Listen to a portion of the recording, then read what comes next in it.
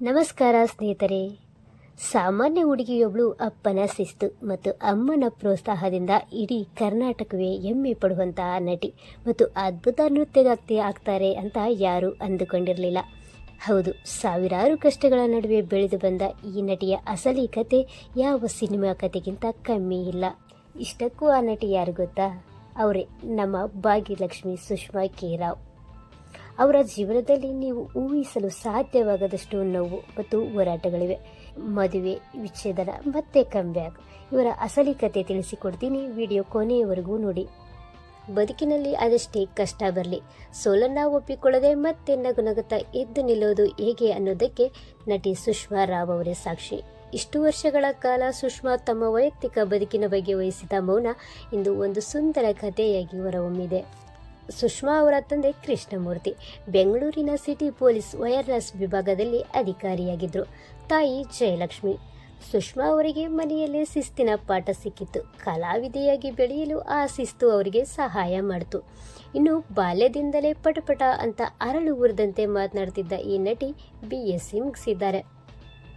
ಭರತನಾಟ್ಯದಲ್ಲಿ ವಿದ್ವತ್ ಪೂರ್ಣಗೊಳಿಸಿದ್ದು, ನೃತ್ಯಕ್ಕಾಗಿ 1997ರಲ್ಲಿ ಆರ್ಯಭಟ ಪ್ರಶಸ್ತಿಯನ್ನು ಸಹ ಪಡೆದಿದ್ದಾರೆ.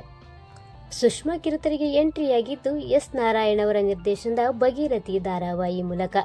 ಅಲ್ಲಿ ನಾಯಕನ ತಂಗಿ ಪಾತ್ರಕ್ಕೆ ಮೊದಲ ಬಾರಿಗೆ ಬಣ್ಣ ಹಚ್ಚಿದ್ರು. ನಂತರ ಬಹಳಷ್ಟು ಧಾರಾವಾಹಿಗಳಲ್ಲಿ ಅಭಿನಯಿಸಿದ ಸುಷ್ಮಾ ಅವರಿಗೆ ಜನಪ್ರಿಯತೆ ತಂದುಕೊಟ್ಟಿದ್ದು 2005ರಲ್ಲಿ ತೆರೆಕಂಡ ಗುಪ್ತಗಾಮಿನಿ ಸೀರಿಯಲ್. ನಂತರ ಇವರು ಹಿಂತಿರುಗಿ ನೋಡಲೇ ಇಲ್ಲ. Back to back super hit ಧಾರಾವಾಹಿಗಳಿಗೆ ನಾಯಕಿಯಾದರು. ಸುಷ್ಮಾ ಅವರು ಹೀಗೆ ಜನಪ್ರಿಯತೆಯ ಉತ್ತುಂಗದಲ್ಲಿರುವಾಗಲೇ ನಿರ್ದೇಶಕ ಪ್ರೀತಮ್ ಗುಬ್ಬಿ ಅವರನ್ನು ಪ್ರೀತಿಸಿ 2007ರಲ್ಲಿ ಮದುವೆ ಆಗ್ತಾರೆ. ಆದರೆ ಕೆಲವು ವೈಯಕ್ತಿಕ ಭಿನ್ನಾಭಿಪ್ರಾಯಗಳಿಂದಾಗಿ 2014ರಲ್ಲಿ ಅಂದರೆ 7 ವರ್ಷಗಳ ಬಳಿಕ ವಿಚ್ಛೇದನ ಪಡೆದರು.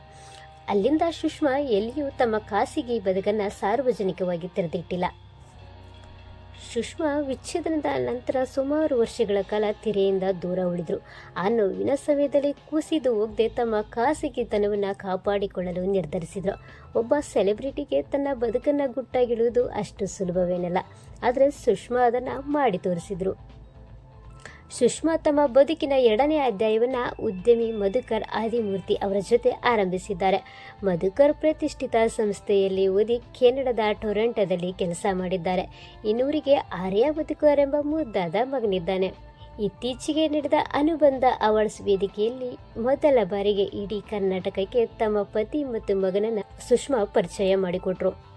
ಸದ್ಯ ಭಾಗ್ಯಲಕ್ಷ್ಮಿ ಸೀರಿಯಲ್ ಮೂಲಕ ಕನ್ನಡಿಗರ ಮನೆ ಮಗಳು, ಮುದ್ದು ಸೊಸೆಯಾಗಿರುವ ಸುಷ್ಮಾ ಕೇವಲ ಅಭಿನಯಕ್ಕೆ ಸೀಮಿತವಾದವರಲ್ಲ, ನಿರೂಪಣೆಯಲ್ಲೂ ಸೈ ಎನಿಸಿಕೊಂಡಿದ್ದಾರೆ.